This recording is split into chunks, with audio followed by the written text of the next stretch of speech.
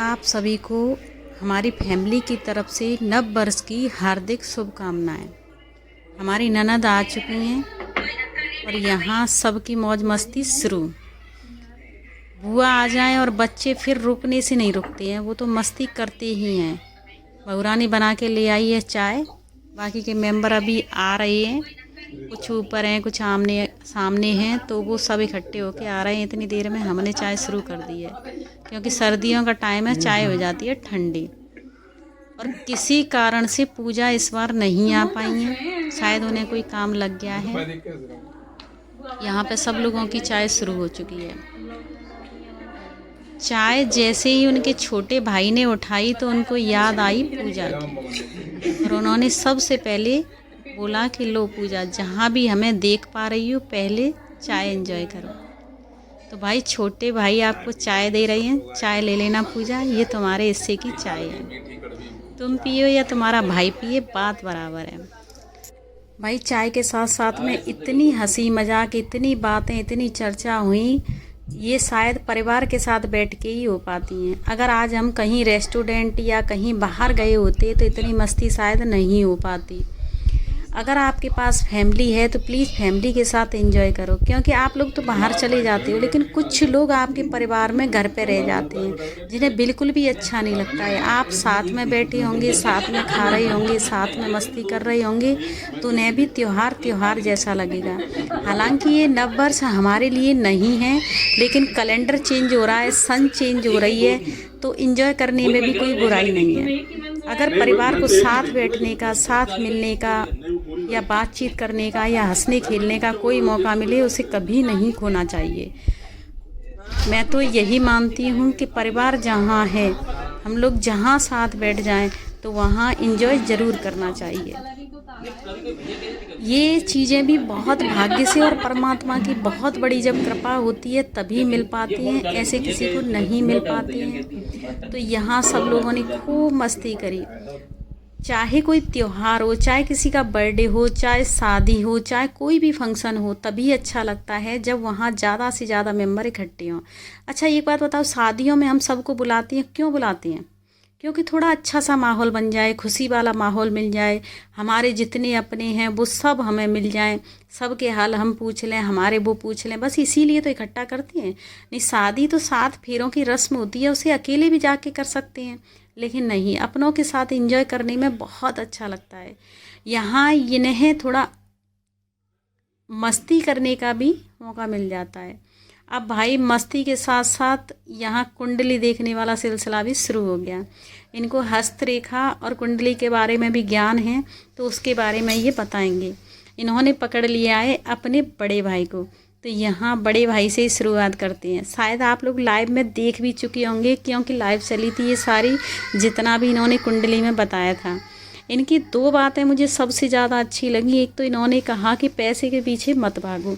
इस बात को भाई कौन कौन मानता है, क्योंकि डेली जो अपने काम होते हैं, जो हमारा रूटीन होता है, हमारे प्रतिदिन की जो ज़रूरतें होती हैं, वो कैसे पूरी होती हैं?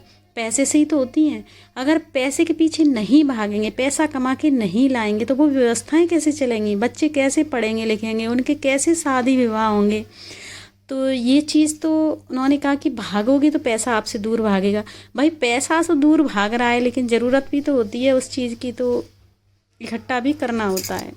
दूसरी बात इन्होंने बताई है कि इनको कहीं सरकारी धन मिलने वाला है, तो उसके बारे में हमें तो कोई जानकारी नहीं है कि आखिर सरकार ने अपने धन को कहाँ रखा है। अगर किसी को भी पता हो कि सरकारी धन कहाँ और कौन से कोटे में रखा हुआ है, तो प्लीज़ हमें बता दें, क्योंकि वो इनकी कुंडली में है, इनको मिलने वाला है। अगर एड्रेस पता चल जाएगा तो थोड़ा जल्दी मिल जाएगा, वरना बहुत टाइम लगेगा।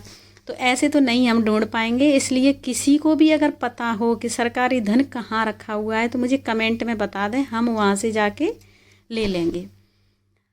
क्योंकि मेरे घर में किसी की भी सरकारी नौकरी है नहीं जो सरकार द्वारा पेमेंट आएगा, कोई सरकारी टेंडर लेती नहीं है जो सरकार द्वारा पेमेंट आएगा, या कोई भी ऐसा काम नहीं है कि सरकार द्वारा हमारे यहाँ पैसा आए। तो सरकार के यहाँ से हमें खुद ही लेके आना पड़ेगा। तो भाई थोड़ी सी हेल्प हमारी कर देना, अगर इस वीडियो को देख रहे हो तो।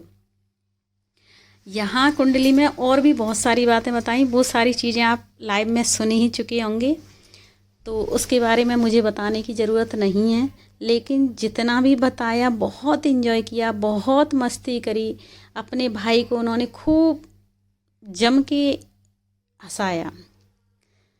और हंसने का और खुश होने का कोई टाइम नहीं होता, चाहे जब हंसो चाहे जब खुश हो जाओ।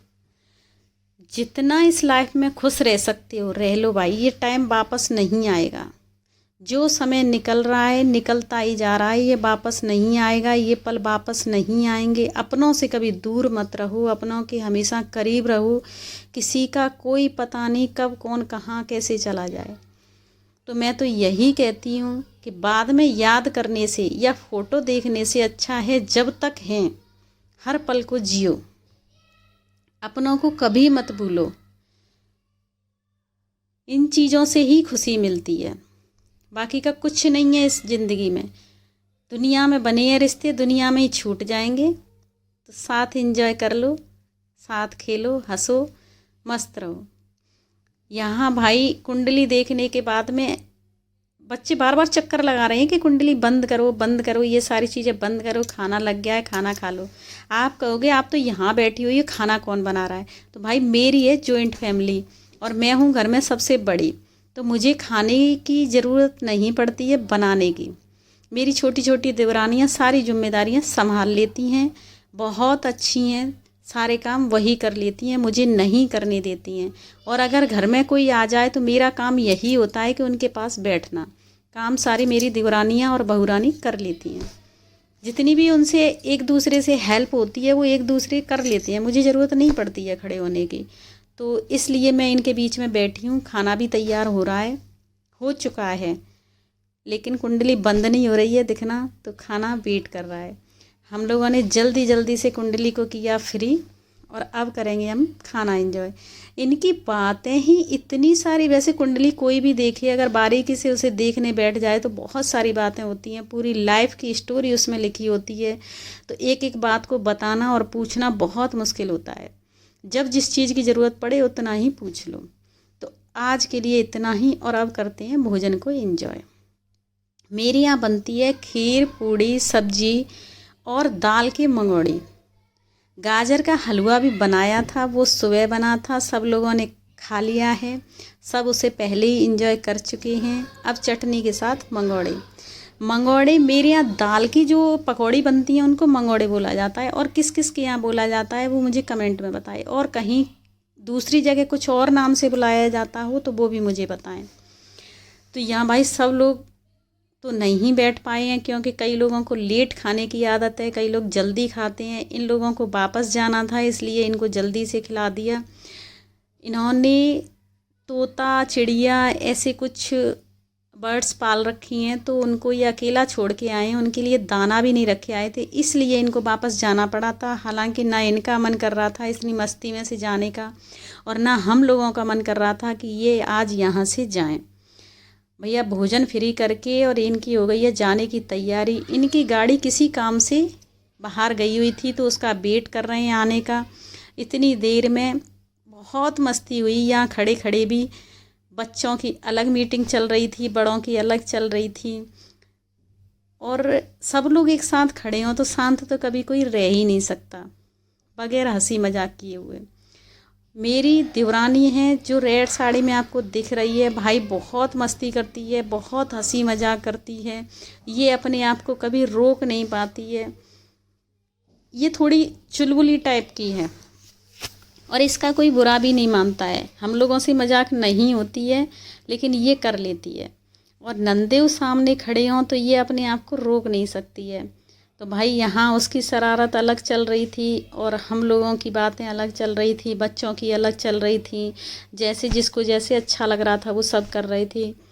बाकी की देवरानियाँ अभी किचन से फ्री नहीं हुई हैं तो वहाँ बिजी हैं, और आप देख सकते हैं ये भाई मौके ढूंढती रहती है कि कब और कैसे परेशान करूं।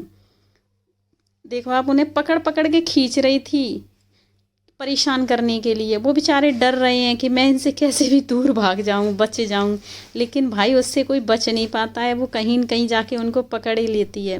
बहुत हंसी मजाक करती है, बहुत ही माहौल को एकदम ऐसा बहुत उत्साहित वाला, बहुत खुशी वाला बना देती है। तो अच्छा भी लगता है। फैमिली में एक मेंबर ऐसा होना भी चाहिए जो मस्ती मजाक कर पाए। सारे सीरियस हो जाएंगे तो फिर ऐसे काम नहीं चलते। यहाँ अर्जुन भाई भी अपने आप में बहुत मस्त हो रहे हैं, सबके साथ खेल रहे हैं, सबके साथ मस्ती कर रहे हैं, वो भी शांत नहीं रह पा रहे हैं। बच्चों की अलग मीटिंग चल रही है। ये हमारा बेटा ये कह रहा है कि बाहर का कभी कुछ नहीं खाना चाहिए, मीठा खाने से बिल्कुल बचें, दूर रहें, क्योंकि जो मावा आ रहा है वो जहर आ रहा है। मावा और पनीर से तो बाहर की चीज़ों से बिल्कुल दूर रहें। पनीर खाना है घर पे दूध ला के बनाओ, मावा खाना है घर पे दूध ला के बनाओ। ऐसी चीज़ें थोड़ा सा अपनी केयर करो। अभी तो आदमी है मावा। ये देखो इन्होंने पकड़ लिया, भाई एक दूसरे से मस्ती मजाक होने लगे। बेचारे इतने डर रहे हैं कि रेलिंग से चिपक गए, लेकिन वो कहाँ मानने वाली है, उसे तो परेशान करनी ही करनी है। और यहाँ इनकी गाड़ी भी आ चुकी है। अब हो रहा है टाइम जाने का। अर्जुन भाई ने निकाली थी अपनी बुलेट के, लाओ बुआ मैं छोड़ देता हूँ, लेकिन बुआ और फूफा जी उसकी गाड़ी पर नहीं बैठी तो बेचारे को वापस वहीं की वहीं रखनी पड़ी। उसने तो बहुत सोचा कि इनको छोड़ के आऊँ। बच्चे अपनी मस्ती में मस्त हो रहे हैं। घर में कोई आ जाए तो माहौल ही अलग बन जाता है। और भाई साहब ये देखो चाचा और भतीजे को, चाचा और भतीजे बहुत आपस में एक दूसरे, बहुत प्यारा रिश्ता होता है। और अर्जुन तो बहुत लकी है, बुआ और चाचा के बीच में ही रहता है, सबका बहुत लाडला है, बहुत प्यारा है। देखिए बुआ को कैसे परेशान कर रहा है। अब आ चुकी है गाड़ी और नीचे जाने का हो गया टाइम। आज ये हमसे करेंगे बाय बाय।